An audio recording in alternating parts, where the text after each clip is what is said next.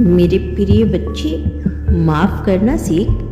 जिसने तुझे दुख दिया उसे माफ कर दे। यह मत सोच कि तू कमजोर है, बल्कि यह समझ कि तुम मेरी तरह बड़ा दिल लगता है। माफ करने से तू खुद को हल्का होगा, और जब तू हल्का होगा तभी मैं तुझे ऊंचा उठा सकूंगा।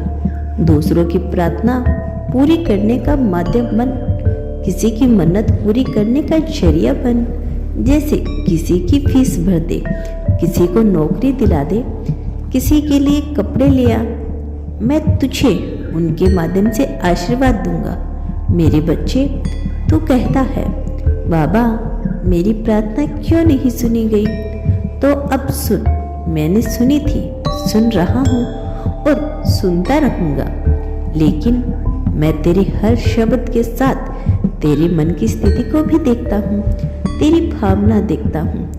अगर तू डर, लोभ या जिद में आकर कुछ मांग रहा है तो मैं उसे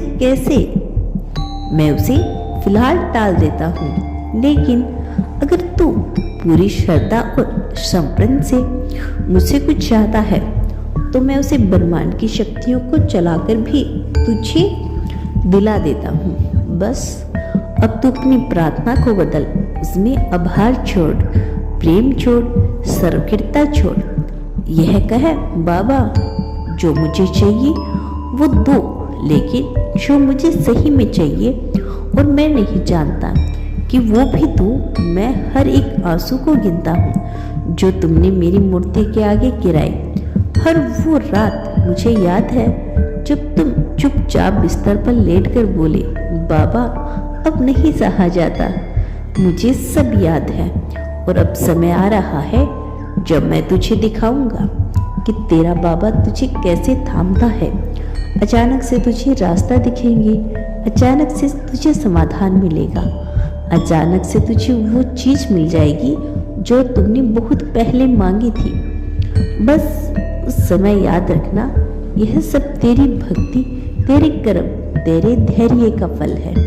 मेरे बच्चे सुन, अब मैं तुझे उस रहस्य से मिलवाता हूँ जिसे समझकर तू जान पाएगा कि क्यों आज तक तुझे नहीं मिला वो जो तू चाहता था।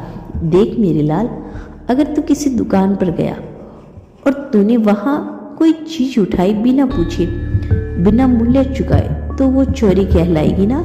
और अगर तू वहाँ से भाग भी गया तो फिर तो तुझे पकड़ा जाएगा, सजा भी हो सकती है। ठीक उसी तरह अगर तू ब्रह्मांड से या मुझसे कुछ मांगता है तो केवल मांगने से ही तुझे नहीं मिलेगा। तू समझता है मैंने प्रार्थना की, मैंने व्रत रखा, मैंने आंसुओं से विनती की और फिर भी नहीं मिला। लेकिन बच्चे, मांगना अपने आप में एक प्रक्रिया है।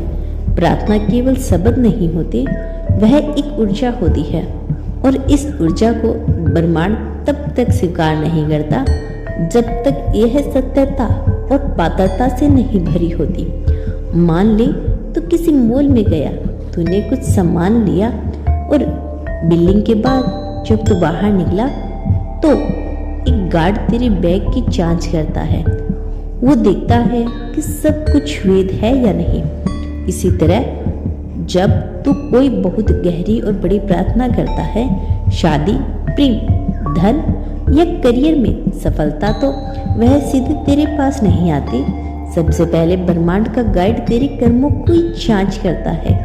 तेरे कर्म जो तूने अब तक किए, जो तू आज कर रहा है और जो तू भविष्य में करेगा, सब देखे जाते हैं। अगर तूने कभी किसी को धोखा दिया, अगर तूने किसी को चोट पहुंचाई, वो सब गिना जाता है। और फिर ब्रह्मांड तुझसे पूछता है क्या तू इस वरदान के लायक है? तू कहता है बाबा मैं वर्षों से मांग रहा हूँ, फिर भी कुछ नहीं मिला।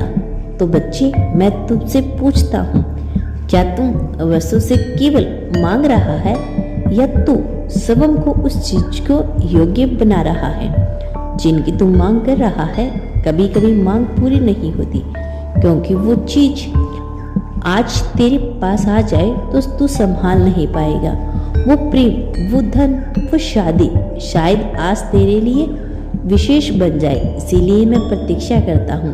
मैं तुझे रोकता नहीं, मैं तुझे तैयार करता हूँ। बच्चे, जब तू बार बार दरबारों में जाता है, हर चौखट पर सिर झुकाता है, हर मंदिर में दिया जलाता है, तो मैं तेरे भाव देखता हूँ। क्या तू सिर्फ पाने के लिए आया है या तू मेरा होकर आया है?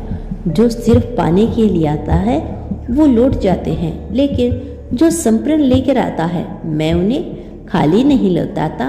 ब्रह्मांड की यह प्रक्रिया कुछ ऐसी है।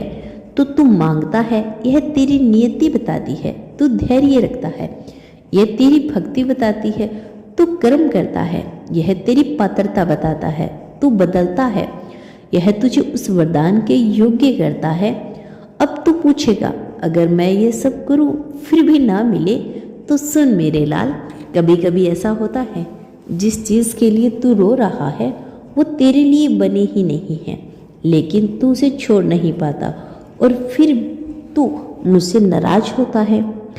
तू सोचता है कि मैं तुझे सुन नहीं रहा, जबकि असल में मैं तुझे किसी और बहुत ऊंचे वरदान के लिए बचा रखा होता हूँ।